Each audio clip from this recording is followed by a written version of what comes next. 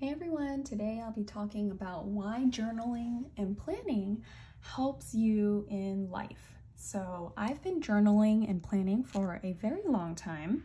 Ever since I was a kid, I actually liked to write out my own schedules. Even during the summer where, it's a blank slate, I just kind of like to slot out different times, which is essentially, now I know it's called time blocking. And I just enjoyed journaling. I did a lot of typing or computer-based journaling in Microsoft Word and then printed it out. I've done live journal, I've done blogging, I've done journaling on my phone using like the One Day app. So I've done lots of different types of journaling, but it's been a few years and I decided it's time to get a paper planner. So I discovered this during quarantine. I bought my first paper planner in a long time. I bought the Passion Planner and I really, really loved it. I thought it was just such a great tool for someone new to planning to get into because it's so templated. Now I've kind of evolved in my planning and stationery journey. I discovered fountain pens. You see this right here. That's a whole different rabbit hole, whole different world you can dive into. And I discovered this from my friend, and also this planner I saw online. I loved how it was designed. This is the Take a Note planner from Taiwan. It's essentially a Hobonichi Weeks and a Hobonichi cousin in one. So this is what a week looks like. So it's like half day on each page, or half page for each day. So I discovered that this uses the Tomoe River paper, and apparently that's like fountain pens BFF. So that was a whole different rabbit hole. But now I'm wondering how has my life changed because I started planning and because I started journaling. So I just wanted to share a little bit of, just some of my thoughts about it.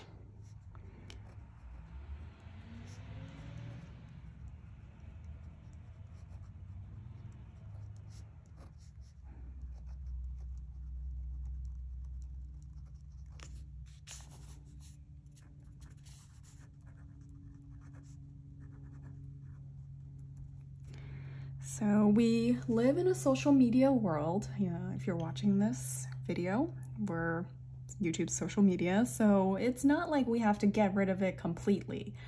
Although some would argue that would be the path forward. I mean, that's not the world we live in. We are in the digital world, we're in the social media world, but a lot of that seems very shallow.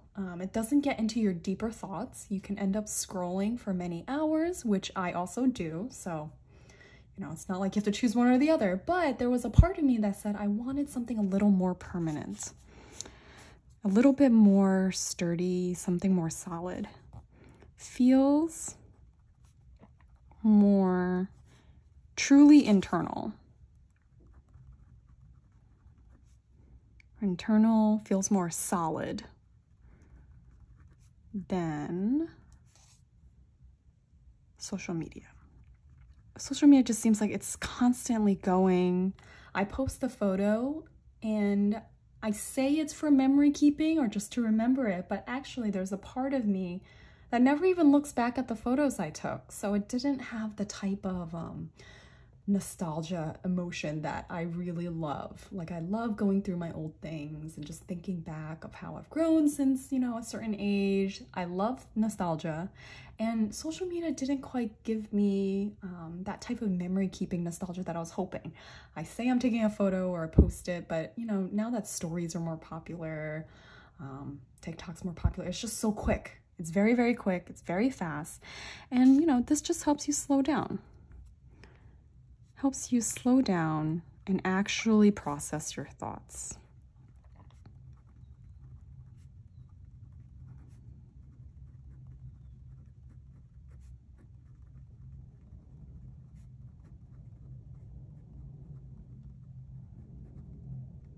Thoughts, your emotions, your day-to-day.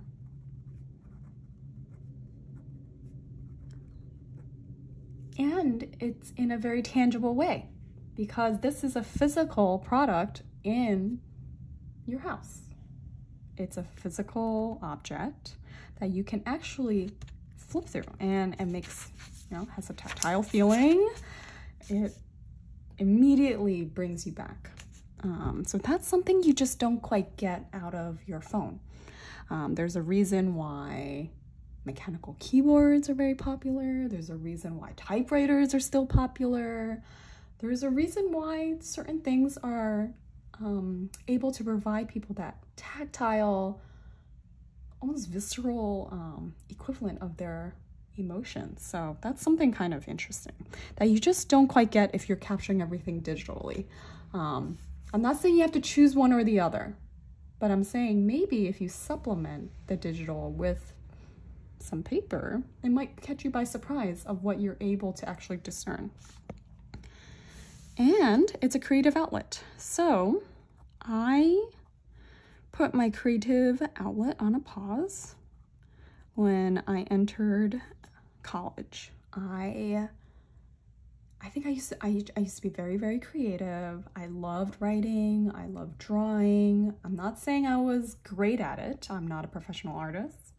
I can't even say I'm a true hobby artist, like I draw a lot, but it actually gives you that space because you don't have to post.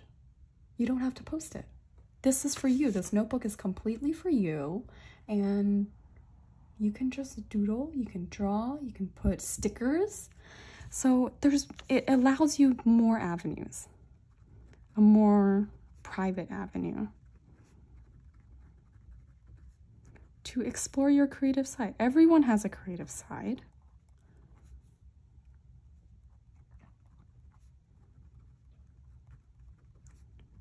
And it makes it more approachable. So you can use stickers. If you can't draw, you can use stickers. Stickers to collage. Making a layout is creativity because no two layouts look the same. You can make a layout.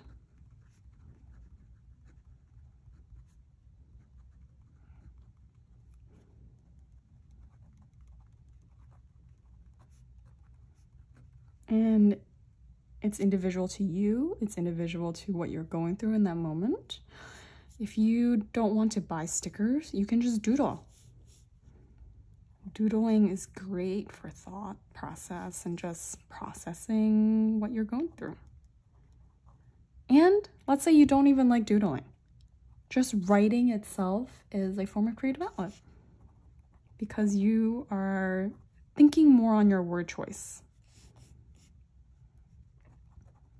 And, the process of choosing the right word in your sentence is a creative outlet.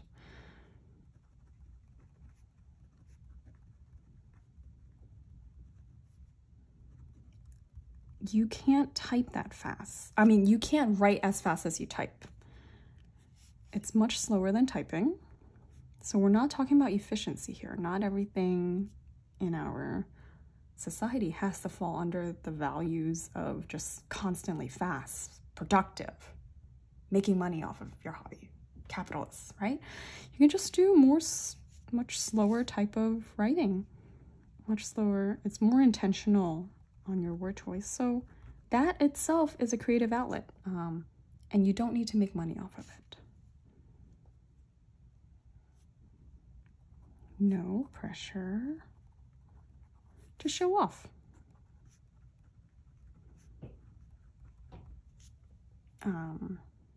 My handwriting is not the best handwriting out there, and it's fine. As long as I can read it in the future, that's all I'm really looking for. And as long as I enjoy the process of writing, the actual process of putting my nib to the to the paper and actually doing that process of forming each letter, that's all I need. I don't need it to look beautiful. I don't need it to look great on social media. I don't need it to shout it from my desk and saying, oh my gosh, look at this. I just need to enjoy that actual moment of what I'm doing.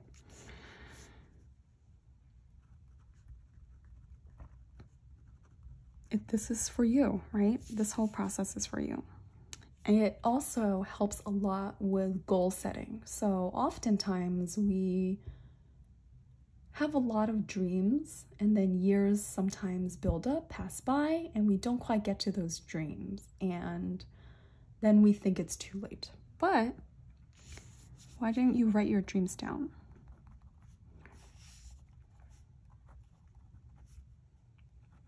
When you write them down, you can then break it into smaller steps, because it becomes real once you write it. So once you pour everything from your head down onto paper, it becomes a little more real.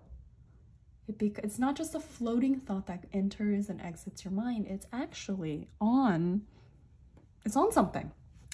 So you can see it, so you visualize it. And that really helps. It's especially helpful for those who can't visualize in their heads. Just to visualize it in letter format is really great. You write down your dreams, visualize what you want, and then you can break it down to smaller steps.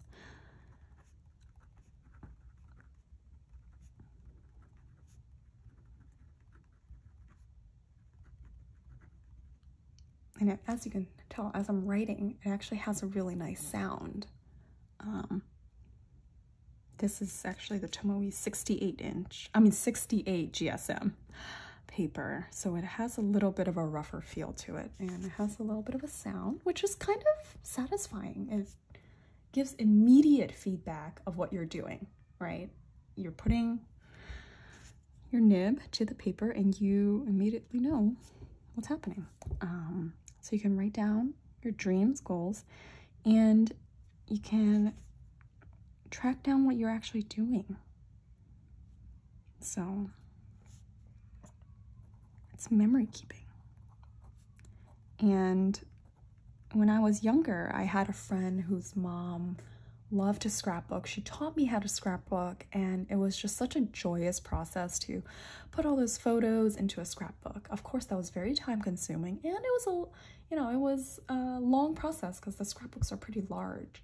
But now there's, planners where you can just kind of quickly jot down your day. You can put a sticker, you can put a photo, and you can just call it a day and keep moving on. And that can be right next to your to-do list.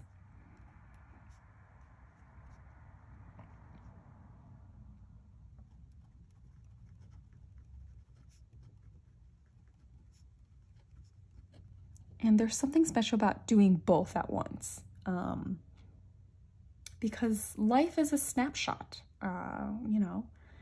At one moment, there's so many little things that are going on. It's not just memories.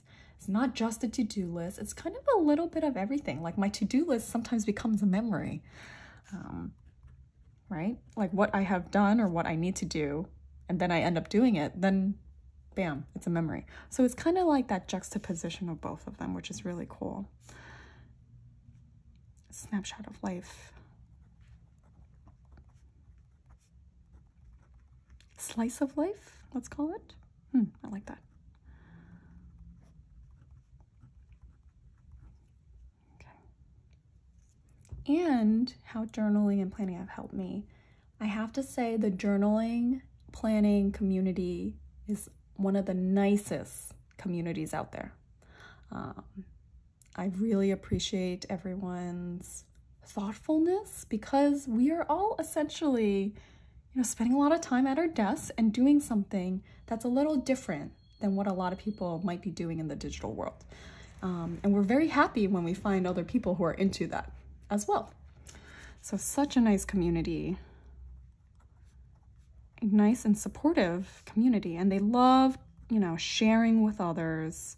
When I first joined the planning community, I received washi tape, stickers, I received free planners because they would do giveaways. I mean, just such a sweet, supportive, and kind community. Maybe that's just reflective of, that's what happens when people are very introspective and they actually go through and heal and they want to share. I think it's reflective of their personal practice. Personal practice. When I started this channel, I wanted to just connect with people who are also into stationery. Stationery is not just for kids. There is a whole world out there for people, adults who love stationery. Fountain pens. When I discovered fountain pens, oh boy, this was so fun. I loved all the informational videos that people put out there. You can discover fountain pens. Yeah, and I appreciate everyone's comments and encouragement. I'm very new to fountain pens. This is only, my first year using a fountain pen. And people have left really helpful comments. They were showing me how to kind of hack the Convert 40 converter in this, which I appreciate. This is what the decimal uses. And it's just so great. Stationery shops. Oh boy. What can I say about this? It's fun to dive into, stationery shopping. It gives me something to look forward to. Do I buy too much of it sometimes? Yes. Sometimes I think stationery using and stationery shopping are completely different hobbies. I can at no point use everything I buy. For example, let me show you a washi tape roll. Look at how much washi tape is in one roll. I mean, I would have to cover this page repeatedly in order to use all of it. And that's why people are so good at sharing. I would say the stationery community is so happy to share. They share their hobbies, share information, share supplies, but it's just really creative. Something to look forward to. And you can support creators. Support independent creators. There's lots of really just, oh man, these artists are fantastic.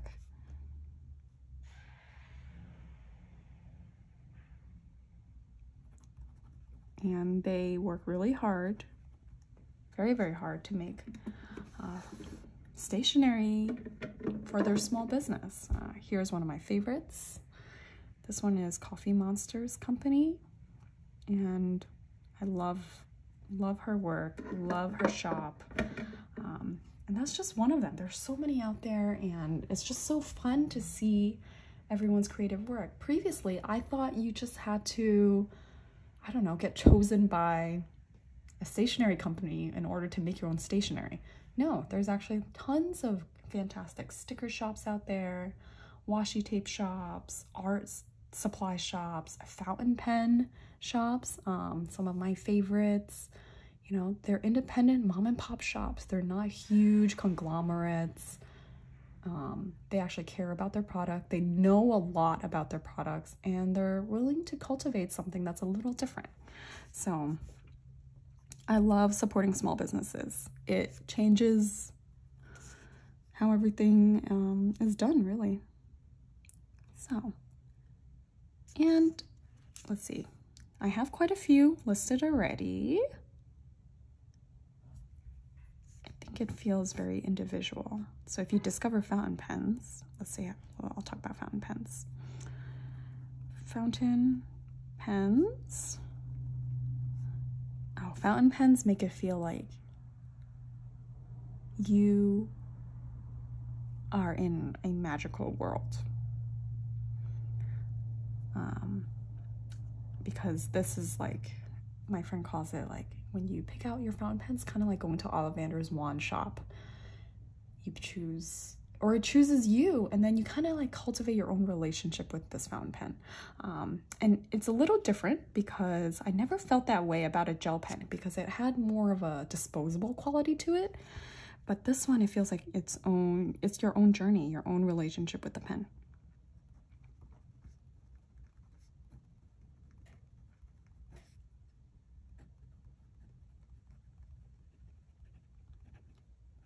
Like, I will remember if you get a fountain pen during, a special occasion, what you wrote with it, what it got you through. I mean, this is just really interesting type of dynamic.